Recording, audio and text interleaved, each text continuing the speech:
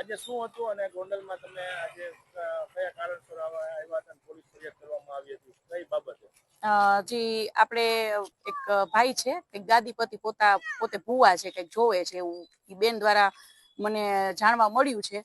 ઈ બેન રાજકોટ રહેતા હતા અને સત્ય સમર્પણ ન્યૂઝ દ્વારા મને બોલાવવામાં આવી.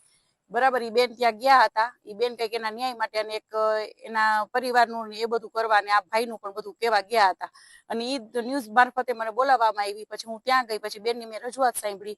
મેં બેનને એવું કીધું, મેં કીધું બેન બે પાસા મારે સાંભળવા પડે. એટલે મેં કીધું ઈ ભાઈ છે એને પણ મારે સાંભળવા પડશે. તો એક સમાજની આગેવાન તરીકે મેં તો આવા કેટલા બેનો દીકરીઓના પ્રશ્નો સોલ્વ કર્યા છે અને ઘરે જઈને સોલ્વ કર્યા છે અને મારી આખી ટીમે છે અને મારી પાસે પ્રૂફ પુરાવા છે. તો ઘરે અમે શું કામ ન જઈ શકીએ? ઘરે અમે શાંતિથી અમે વાતાવરણ અને જો થોડોક ઠપકો આપીએ અમે અને થોડું કહીએ ખરા. તો અમારું એક એવું હતું, ઈ ભાઈને ફોન કર્યો, ભાઈએ ના આવ્યા. ભાઈ એમ કીધું હું નહીં આવું, આપ લોકો અહીંયા આવો. બરાબર, અમે અહીંયા આવ્યા, ગોંડલ આવ્યા. તો ભાઈ એવું કીધું કે આપણે આપણા ઘરે બેસીને વાત કરીએ. મેં કીધું ઓકે, કઈ વાંધો નહીં. ભાઈને અમે બધું દેખાડ્યું. મેં કીધું ભાઈ આ શું છે, તમે શું જોવો છો, મારે જોવડાવવું છે. અને અમારું એક પેલો તો એવું જ હતું કે ઈ ભાઈને અમારે ખુલ્લા પાડવા હતા કે કોઈ પણ જોવડાવવા જાય અને આવા બેનો દીકરીઓને ખોટા સકંજામાં લઈ અને શોષણ ન કરે. બરાબર, અને ઈ ભાઈની પૂરેપૂરી તૈયારી હતી આ બેનનું શોષણ કરવાની. એટલે અમે એને ખુલ્લા પાડવાના હતા. એટલે મેં એનું સાંભળ્યું. પછી ભાઈ માફી માંગવા માંડ્યા, એના દીકરી માફી, બધા અમારી પાસે કેટલી બધી માફી માંગી અને કે બેન જાતું કરી દો, એના દીકરીને કંઈક સિઝરિયન છે. એ રોવા માંડ્યા બહુ અને ભાઈએ કેટલી વખત માફી માંગી કે 100 વખત મારી હવે કોઈ દિવસ કઈ ભૂલ થશે નહીં. એટલે અમે એની ઉપર વિશ્વાસ કરી ગયા. છતાંય મને એક એવું થયું કે અમે અહીંયાથી નીકળશું એટલે અમારી ઉપર કાંઈ પણ એક્શન લેવાય ખોટી આ લોકો. એટલે અમે એમને એમ કીધું કે ભાઈ આપ ન્યૂઝમાં આપની માફી પત્ર એક અમને આપી દો, અમારે ક્યાંય વાયરલ પણ નથી કર્યું, પણ બીજી વાર આવું કોઈ બેન દીકરીઓ સાથે આપ કરતા નહીં. બસ આટલી જ વાત હતી. એમાં એટલું બધું ચગાવ્યું અને અમારા જેવા આગેવાન જે બેનો દીકરીઓને ન્યાય દેતા હોય એની ઉપર એફઆઈઆર કરી એ તો કરી, પણ ફક્ત મારા ભેગા ખાલી 2-3 દીકરા વાવ્યા હતા.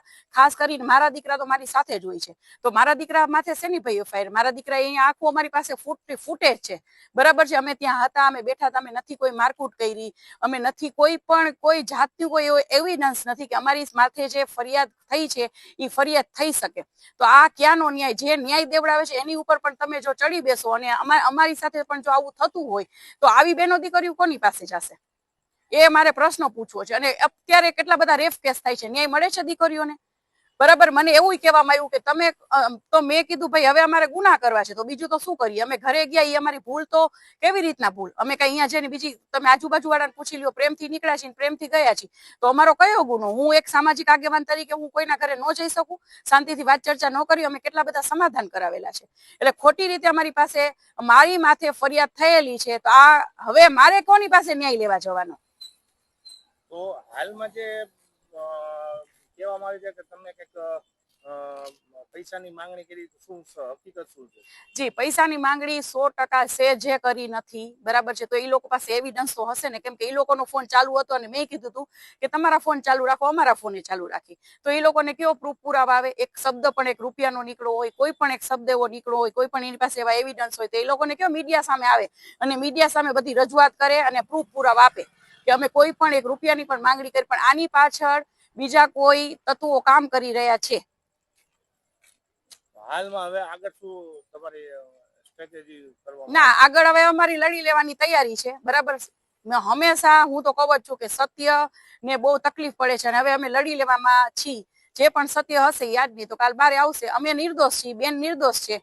બરાબર, આ તો એવું થયું, ઊંધું પડ્યું કે અમે તો બેનને સહાય કરવા ગયા અને અમારી ઉપર આ લોકો એફઆઈઆર દર્જ કરી દીધી. પણ શેની કરી? એમ અમે કેમ મને કોઈ હક નથી? અને મારી પાસે તો એવા પુરાવા છે. હું ફરી વાર કહીશ કે કેટલા બધા બેનો દીકરીઓને 16 વર્ષથી કેસ ચાલતા હતા ને, જેને ન્યાય નથી મળ્યા ને એને મેં ન્યાય દેવડાવ્યો છે. અમે એને મારી ટીમે ન્યાય દેવડાવ્યો છે. તો હું શું કામ ન જઈ શકું કોઈના ઘરે? અને મેં કોઈ એવી માંગણી અમે નથી કરી. અમારી ઉપર આવા ખોટા આક્ષેપો મૂકવામાં આવે છે.